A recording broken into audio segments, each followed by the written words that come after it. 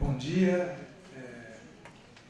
Eu queria, claro, reiterar esses agradecimentos à professora Maria Helena Machado e ao Alexandre Otsuka, porque não é fácil organizar um evento, né, com uma constelação como essa, que só começou, né, com a Lia Schwartz, a própria Maria Helena, o Alexandre Otsuka.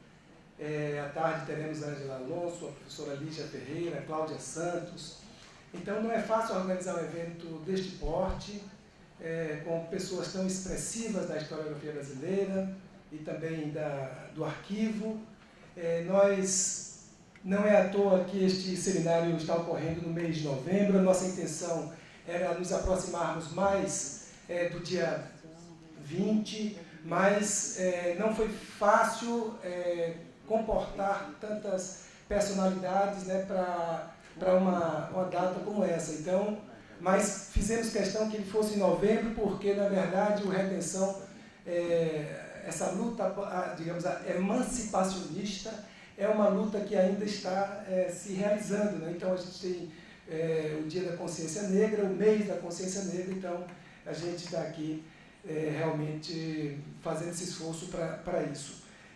Também queria agradecer muito, né, a equipe de editoria, uma equipe pequena, enxuta, mas bastante guerreira, a Vânia, que está aqui, a Jéssica, que está ali, que foram realmente batalhadoras. A gente sabe como é difícil, a Mayra, a Regiane e a Cíntia, que a Cíntia foi pegar agora a professora Cláudia no aeroporto, então, mas está chegando agora, já recebi mensagem.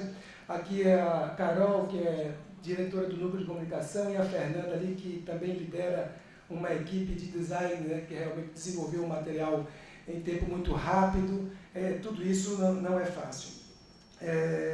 Também eu queria dizer que este aqui é apenas um momento que ainda vai se desdobrar.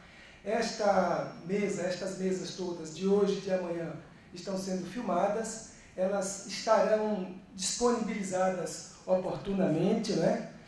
Nós pretendemos, tem um folheto que ainda vai ser entregue, um folheto impresso, mas ele vai estar disponível no nosso site, a gráfica já deve estar para entregar, né? Aqui, junto com a exposição que vai ser inaugurada, nós disponibilizamos alguns facsímiles do jornal A Redenção, porque os jornais estão acondicionados ali nos expositores, mas tem uns facsímiles que podem ser manuseados, então acho que é uma coisa muito bacana.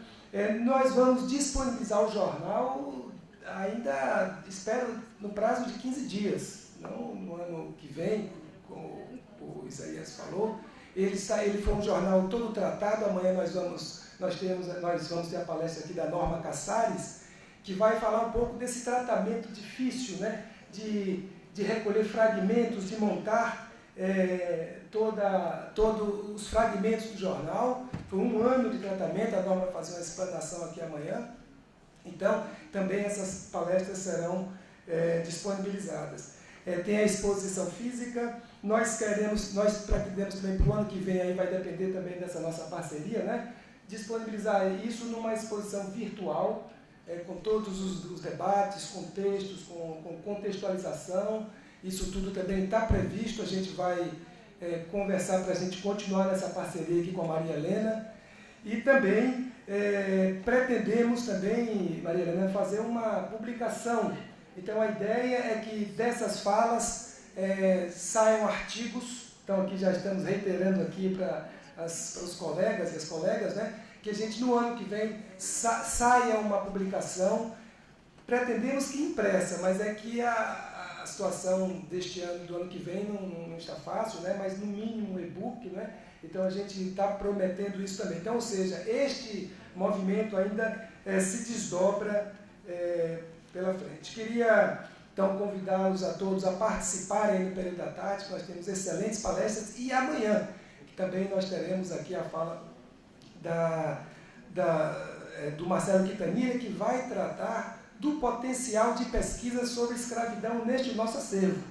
Então, aqui também uma palestra bastante, assim, interessante aqui, principalmente para pesquisadores e estudantes, né? Então, tem a Norma Casares, tem a Nelly, que vai falar um pouquinho do histórico aqui do Instituto Histórico Geográfico, e também a Elisa Lucas, que é coordenadora de políticas para a população negra e indígena. Então, o nosso seminário está apenas começando. Então, eu realmente precisava fazer estas apreciações aqui para avisar a todos vocês. Então, eu queria agora coordenar esta brilhante mesa. Eu fiquei muito feliz com essas revelações, realmente essas instigantes revelações aqui, né? Então, passaria então, a professora Maria Helena tem uma pergunta ali, né, destinada, né, Maria? Deixa eu só agradecer muito ao Marcelo, né, que liderou toda a organização aqui no arquivo, né, e que é responsável, então, por essa grande realização e pelo restauro do jornal, desse valor na gestão do professor Isaías, e que essa é uma contribuição para a memória do movimento abolicionista muito valiosa, né? Então, parabenizo, e eu espero que o arquivo do A Redenção venha ladeado por textos informativos, direcionados para a leitura do A Redenção. Então, por exemplo, esse tipo de informação, onde era, quem escrevia, um pouco o contexto, né?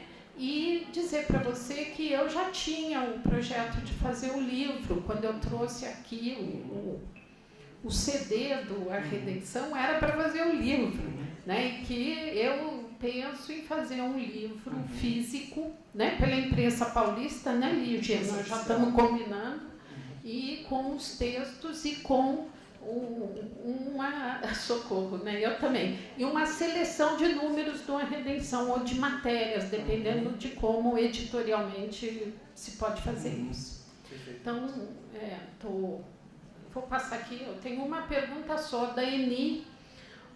O caráter conservador do destino dos libertos, já ensaiado desde a década de 50 com os africanos livres tutelados, isso se sustenta até a véspera da abolição no próprio A Redenção. O radicalismo de Antônio Bento estava na oposição a essa via conservadora? Aí, pois isso aí é o que precisa ser respondido com muito cuidado.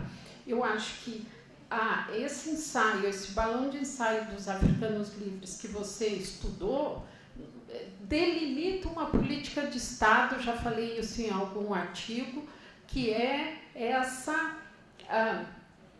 esse tornar-se livre de maneira segura, controlada, com a transferência da poupança do escravo para os senhores.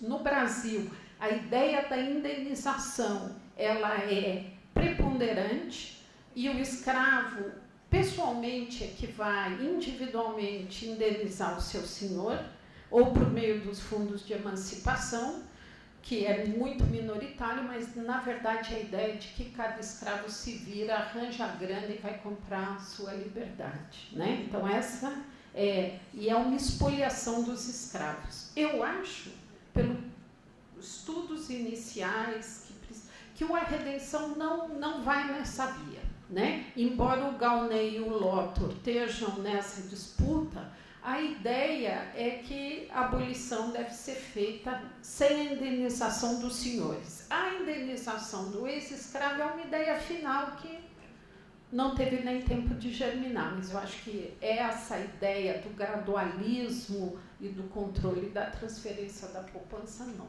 Então, desta forma, a redenção tem uma visão mais progressista, de fato. Fala.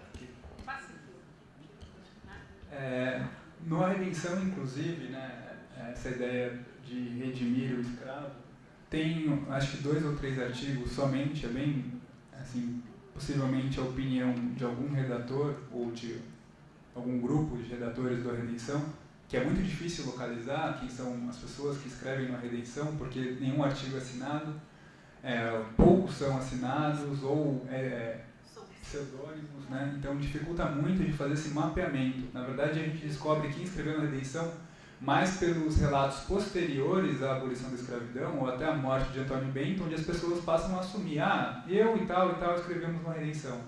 né? Muito do movimento dos Caifases também a gente consegue mapear os participantes do movimento através desses relatos, onde as pessoas, 20 anos após a abolição, comentam que faziam parte da luta abolicionista pelos Caifases junto com Antônio Bento. Mas o que eu queria falar é que a redenção, em alguns momentos, os redatores eles pedem que os mesmos direitos que são concedidos aos imigrantes fossem concedidos aos escravos, que é passagem nas linhas férreas, 7, 8 dias em estalagem em São Paulo, com alimentação e hospedagem tudo gratuito. Então eles tentam, eles equiparam o trabalhador nacional recém-saído da escravidão aos imigrantes que estão chegando. Mas assim, é bem tímido isso, tem 2 ou 3 artigos, a coisa não faz parte de Só complementando nesse sentido, seria igual ao projeto do próprio Rebouças, que estava, e da Sociedade da Agricultura Nacional, do Borré Rohan, do Patrocínio e minoritariamente do Nabucco. E sim, e dos positivistas. A redenção é atravessado pelos positivistas.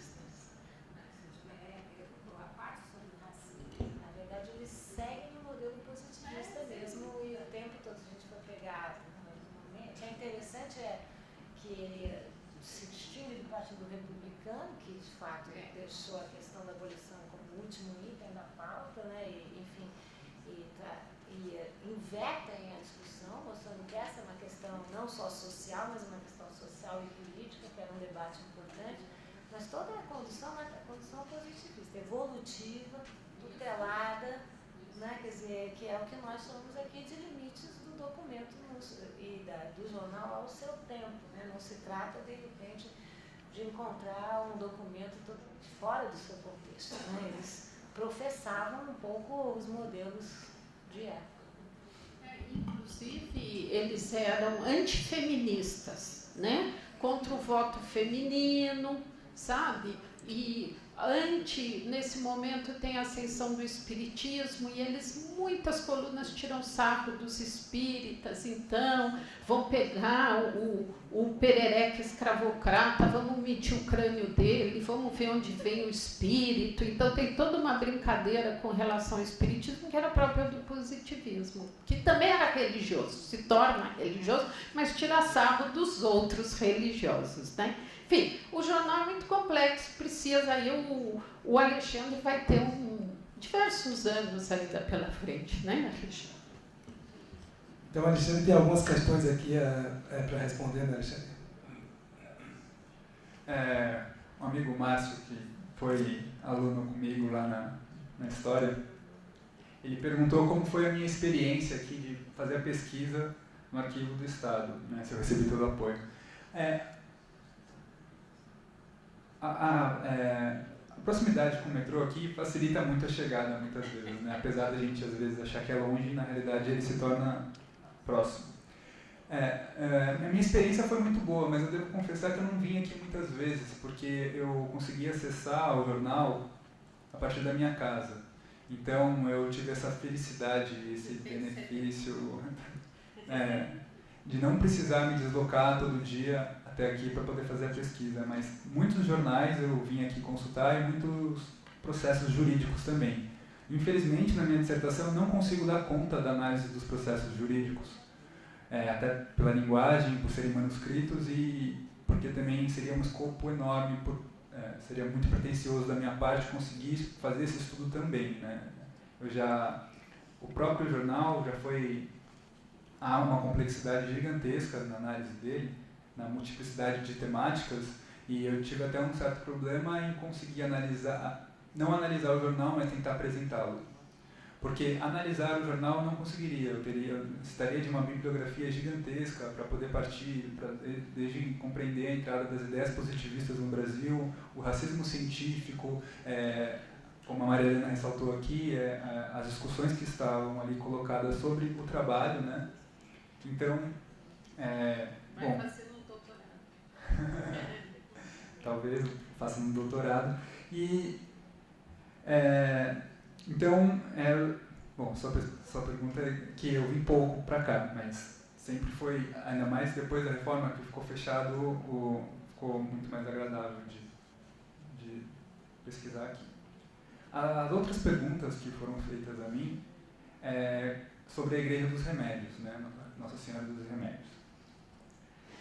A igreja, se não me engano, ela foi demolida no começo do século XX, onde agora, se não me engano, existe um lago, né? Eu não me lembro exatamente o nome, o local onde era a igreja. Você sabe, Maria? Não, eu não lembro. O JC que sabe, você sabe?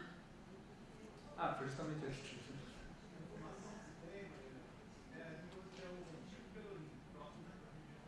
Da Liberdade. Lá na Igreja da Boa Morte, é o Largo da Pólvora. O antigo Largo da Pólvora. Sim. O importante é achar a documentação da Irmandade.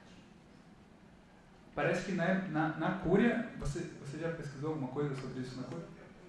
Não tem, porque a Quintão, a historiadora Quintão, ela menciona alguns documentos da Cúria, que foram encontrados da Cúria.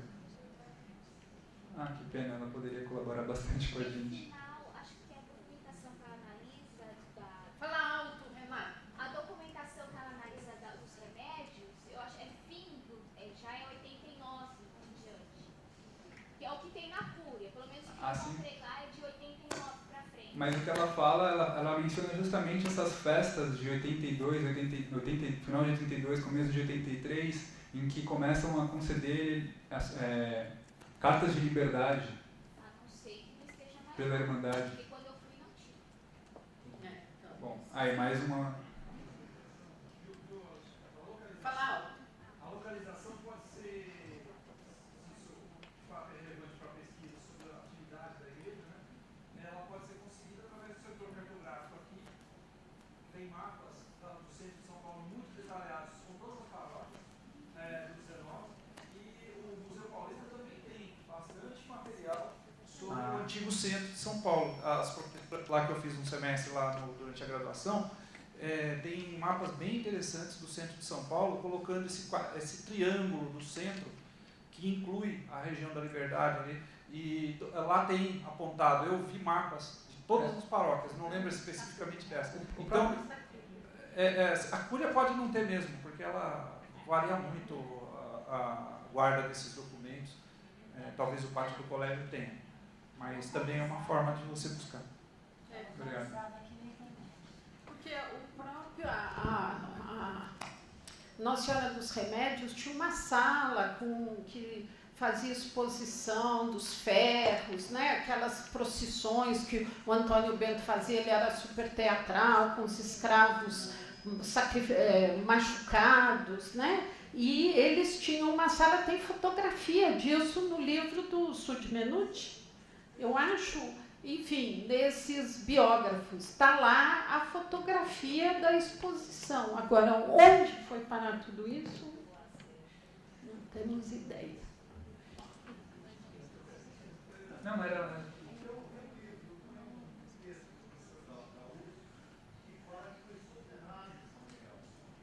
Qual livro? Manda, Jota. Tá. Pode.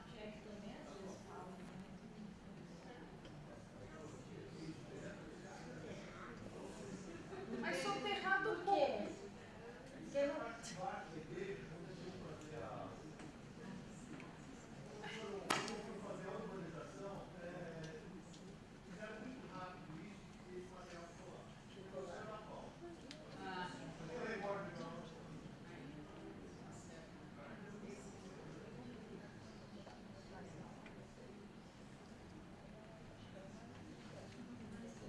Questões aí que vocês responderam?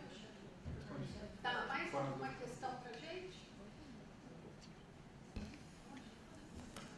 Eu não sei, eu fiquei um pouquinho curioso, Alexandre, assim, com essa, claro, que eu sei que isso foi uma questão que é trazida, sobre essa, assim, quer dizer, o papel do Antônio Bento, né? Porque você, quando começa a relatar, né, ele, assim, não aparece como uma figura abolicionista, pelo contrário, quer dizer, e de repente assumir de uma forma tão abrupta, não sei, quer dizer, o que está mais faltando aí mesmo? É uma documentação que dê respostas a essa, quer dizer, a esse perfil do Antônio Bento, ou o que explica mais são os movimentos da conjuntura? Quer dizer, como é que poderia explicar isso aí? Porque eu fiquei bastante intrigado com isso.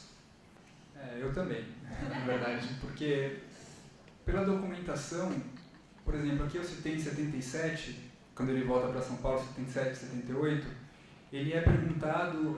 perguntam para ele por que ele comprou tantos escravos.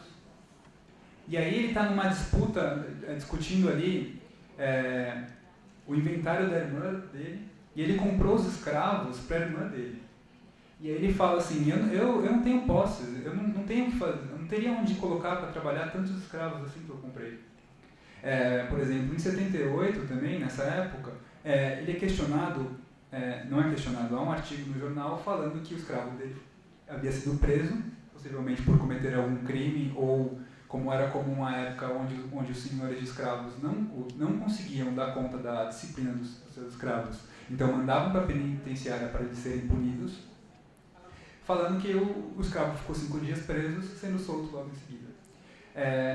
E aí, não há nenhuma, assim, depois disso, o que eu tenho é quando ele se candidata pelo Partido Conservador de São Paulo, afirmando que não tem projeto. Ele fala que ele tem a força de vontade, que ele não tem o rabo preso em lugar nenhum, então ele pode muito bem defender o que os eleitores dele quiserem, mas ele fala que ele vai defender o que os eleitores quiserem. Então, o que é? Quem são esses eleitores dele? Nessa mesma época, o Antônio Prado, do Partido Conservador também, escrevendo pela província de São Paulo, apoia a candidatura do Antônio Bento. Né? Então, é uma figura muito complexa e muito interessante por essa complexidade. Não consigo encontrar um momento, uma inflexão ou algum acontecimento na vida dele que o tornou abolicionista, simplesmente. Assim, também não... Isso também a gente, em geral, gosta de fazer uma história de uma biografia no sentido quase evolutivo, né? Como se fosse uma avenida toda coerente, né? Toda cheia de... E eu penso que a vantagem que nós temos tratado agora é um pouco que os biografados têm contradições, vivem os paradoxos do seu momento, vivem as contradições do seu momento, vivem as ambiguidades do seu momento. Então não acho estranho que o Antônio Bento, que fez faculdade de Direito, né, quer dizer, que se formou nesse ambiente, que tenha, enfim, vivido, experimentado a radicalização do processo, essa ideia de que a abolição, se a gente for olhar o manifesto do Partido Republicano, né, em 70, a abolição não era uma realidade. Depois ela se torna uma realidade, como eles dizem, insofismável, né? Então que tenha se contaminado desse ambiente todo. O fato é que em 87 não tem dúvida. Então acho que isso importa para a gente, para quem for usar a reeleição. Quer dizer, é um jornal que não tem pejas, né? Impressionante, né? A questão da abolição é a questão da agenda nacional. Né? Eu queria só complementar, já que a gente está falando do Antônio Bento, né? Os biógrafos, não ainda uma biografia completa, mas para quem fez estudos sobre o Antônio Bento, há sempre a observação que ele era um cara muito teatral, né? De capa e tal, o seu chapéu, ele é um cara... E assim, toda a história dele, né, é de alguém em busca de uma causa. Né? Ele está brigando lá em Atibaia, ele está quebrando o pau com todo mundo. E ele foi comparado com o Brown, né? Com John Brown, que foi o grande abolicionista norte-americano. Ambos se radicalizam muito, mas apresentam certos traços, e aí vamos falar em termos pessoais, de uma instabilidade. E isso é muito comentado no caso do Antônio Bento. Só para não criar confusão, eu só queria ressaltar uma coisa, que enquanto ele foi juiz em Atibaia, Eu não estou dizendo que o Antônio Bento era um escravocrata, um defensor da escravidão e ponto final, durante até 82. Ele tinha escravos, ele tinha que lidar com esses escravos, como era natural, né, para um homem branco, um homem com uma ascensão social naquele período, na década de 70.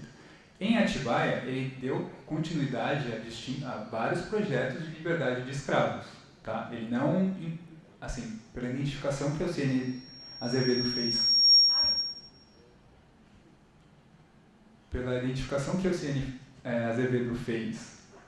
dos processos do Antônio Bento em Atibaia, não dá para definir se ele era abolicionista ou se ele estava do lado dos escravocratas. Não há uma linha clara, né? Ele atuava enquanto um juiz municipal. Então, quando havia processos de liberdade, ele dava um prosseguimento nos processos de liberdade. Há um caso muito interessante em que ele acelera e força um processo de liberdade de uma escrava, mas parece que esse processo estava envolvido em uma outra questão, que era uma forma de pressionar o senhor dessa escrava para que ele não votasse em uma certa eleição que ocorria em Atibaia. Então, o interesse, ao que eu identifiquei, e o que a documentação demonstra, é que ele nem acelerou esse processo por ser abolicionista ou por ser escravocrata, mas por um outro interesse dele de uma disputa política existente naquela região. Tá legal? Eu quero esclarecer isso porque senão pode ir, ele era um ferrenho escravocrata e de repente do dia para a noite ele se transformou num abolicionista. Não. Tanto é que eu pontuei aqui na minha fala que que não dá para identificar se ele é um abolicionista ou não. Né? Publicamente não dá para identificar. Não se sabe se dentro da casa dele, se as ideias dele já caminhavam ou se já era um abolicionista de fato, mas a documentação não me permite afirmar nenhuma coisa nem outra. Então tem que ter cuidado com isso. Então, no meu texto tentei pontuar isso e na minha dissertação também eu tento pontuar isso. Não há como colocar um estigma nele nesse momento. A verdade é que depois da morte de Gama, claramente ele entra no movimento abolicionista. Claramente. E entra assim, como eu demonstrei aqui, através do número de ações de liberdade, ele praticamente entra no dobro de ações de liberdade que ocorreram nos 3 anos anteriores, só no ano de 83. Então isso é muito significativo. Legal? Boa tarde, bom dia. Antônio Bento, ele era abolicionista.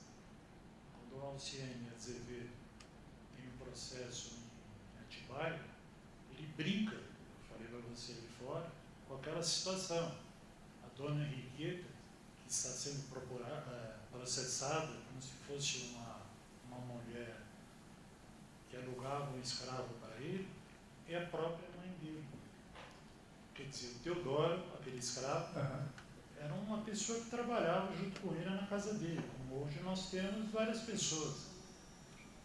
E ele deu a vida para isso. Tanto é que na época da varíola, em Atibaia, ele começa a construir a Santa Casa de Atibaia para defender as pessoas. Está lá, é só ir para Atibaia, é só ir no museu de Atibaia que está lá isso. E quando a Alciene fala Henriqueta, Viana, Silvia Teixeira, ela esquece que aquela mulher, ela dá o nome de solteiro, e o nome dela é Henriqueta Viana de Souza e Castro, que no começo do trabalho dela vai filho de Bento Joaquim e de Henriqueta Viana de Souza e Castro. Então ele brincava com isso como ele brincou em ser deputado. Entendeu? A proposta dele é uma brincadeira, segundo a própria mulher dele, que meu pai foi criado. Quantos eleitores em São Paulo? Quantas pessoas votavam? Ele era contra quem mandava no Estado. Como ele ia ganhar uma eleição? Não tinha condição. O eleitorado dele era os negros que não votavam. As pessoas não tinham dinheiro naquela época, precisavam pagar, ter uma renda X por mês, anual. Entendeu? Mas ele era um abolicionista, sim. Não, como eu coloquei, eu não consigo afirmar através da documentação se ele era ou não, entendeu? Eu até acho muito válida essa interpretação de que realmente pode ser uma brincadeira. Tanto é que você lê... É uma brincadeira dele. Ele publicou a candidatura dele pelo Partido Conservador nos 2 maiores jornais de São Paulo. Por 5 vezes. Opositores dele, né? Opositores, claro. O Correio Paulistano e o Província de São Paulo. E a Província de São Paulo. Em ambos, durante 5 vezes em cada um. Bom, não sei, né, se realmente era uma brincadeira. Pode ser que seja. Por exemplo, você quer ver como ele era um brincalhão? Esse testemunho eu respondi para a Veja ontem, falando que ele era um suposto líder dos Caifases. Coelho Neto, em 1898, está citado, não sei para você, está publicado na Veja. Ele já dizia que o encontro apresentado, ele foi apresentado a Antônio Bento por Raul Pompeia. Coelho Neto foi o fundador da Academia Brasileira de Letras e publicou isso. Depois a conversa dele, isso em 1800. Ele já recebe Coelho Neto, um garoto na época, brincando. Então, ele levou a vida como o próprio jornal era. O jornal Redenção tem muito do perfil do Antônio Bento. Entendeu? Como também Raul Pompeia descreve ele com um chapéu de Pierrot, aquilo não existiu. Eu mostrei para você, Ângelo Agostini, em 1888, faz o desenho de Antônio Bento. Uma capa com o chapéu totalmente, quer dizer, sempre houve, eu não sei se é porque ele era de família rica, estava para os lados dos mais necessitados, sempre querendo mexer com a imagem, fazendo pouco caso, Estadão ou Província, falando que ele era um homem rude, inculto, fazendo uma santa casa, inculto, cuidando dos órfãos em Botucatu, Rio Claro, inculto, liberando os negros, as crianças que eram violentadas. Não dá. Olha, eu só quero fazer uma pequena observação, que nós, como historiadores, não temos esses laços de família, nosso ponto de vista é diferente. E se o senhor, né, tem as cartas do Antônio Bento, a correspondência que possam ajudar a esclarecer, será ótimo, porque será incorporada à pesquisa. Né? Nós temos questões que vamos colocar a público e vamos discutir criticamente. E, assim, a Santa Casa de Misericórdia, sim, eu sei da iniciativa do Antônio Bento, mas isso não tem nada a ver com a escravidão. E, então, nós temos que... não, é outra coisa. Temos que tomar cuidado para não chegarmos a conclusões. Eu acho que o Antônio Bento realmente era abolicionista, para mim isso é claro. Mas o momento em que isso aconteceu, quais eram as suas ideias, né, que seria muito importante para nós conhecermos, para confrontarmos com outras vozes do abolicionismo, ainda não está claro. Nós estamos caminhando nessa direção e vamos continuar caminhando de maneira crítica, não tem jeito. Posso?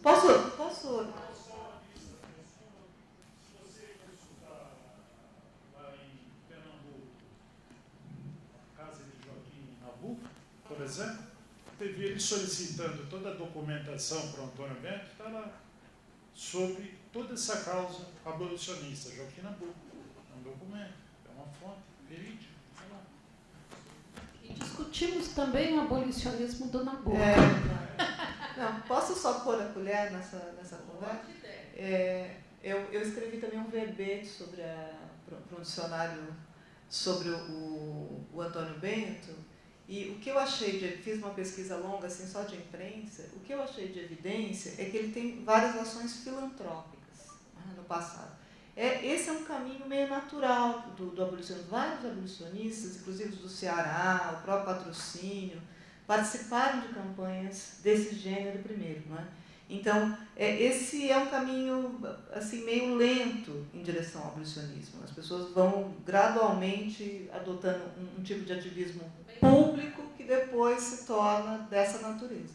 Agora, o outro sinal que eu queria fazer também é que essa imagem de detratação, né, que o senhor está se referindo, ela não é específica do Antônio Bento. Todos os abolicionistas foram vitimados com esse tipo de detratação, né?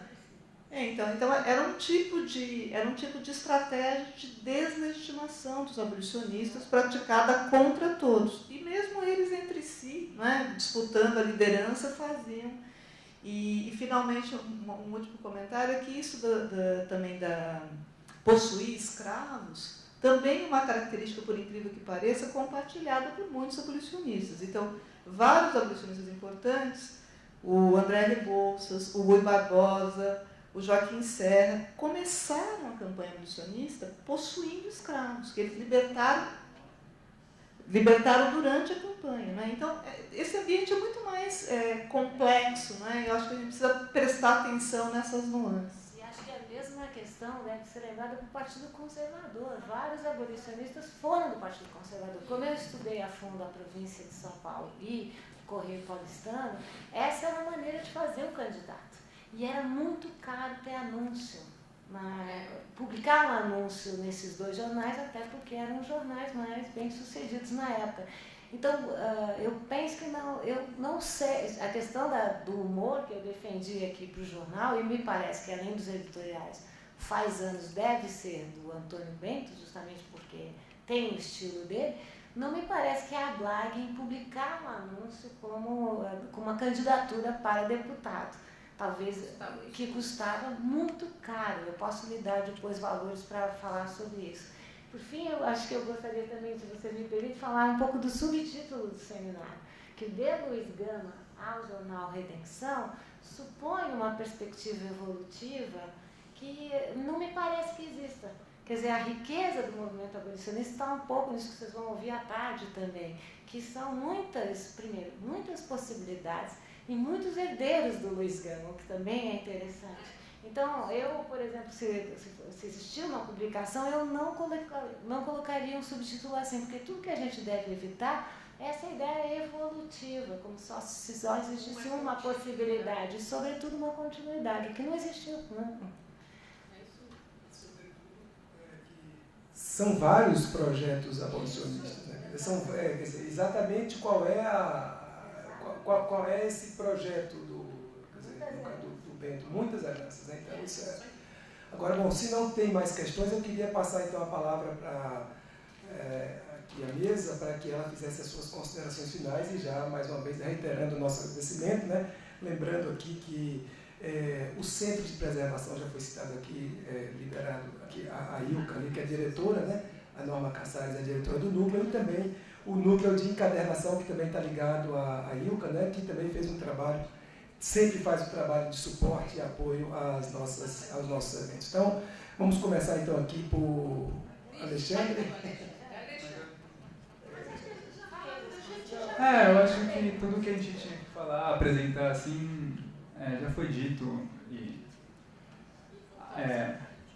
pensando um pouco na minha apresentação, ela pareceu um pouco linear, né? Ficar procurando os acontecimentos do Antônio Bento, mas como eu já expliquei, essa figura é muito complexa, eu tive que percorrer esse processo justamente para poder tentar desmistificar e explorar ainda mais essa faceta do abolicionismo de Antônio Bento. Bom, é isso. Muito obrigado. Bom, eu só queria agradecer e dizer que, enfim, incitar vocês a lerem A Redenção e lerem comigo essa crônica faz anos, porque eu acho que é um verdadeiro mapeamento, né, do estado, enfim, de quem é quem não aboliu, quem aboliu, enfim, quem é quem nessa complexa situação que foi a desmontagem de um sistema como esse, sobretudo no último país a abolir a escravidão nas Américas, né, ao menos a escravidão mercantil. Então, o jornal é um ótimo termômetro para pensar a temperatura elevada do país nesse contexto de 1887 até maio de 88. Eu só finalizo, eu quero agradecer muito mais uma vez o arquivo e agradecer aqui meus companheiros de mesa, a Lília Schwartz especialmente, que tem uma agenda maluca e que conseguiu abrir espaço para vir aqui, a Ângela, a Lígia, a Cláudia que vai chegar, né? Abnegados aqui nesse final de ano com aquela agenda louca e para vir aqui discutir o A Redenção e vamos colocar o A Redenção na boca do povo de novo, né?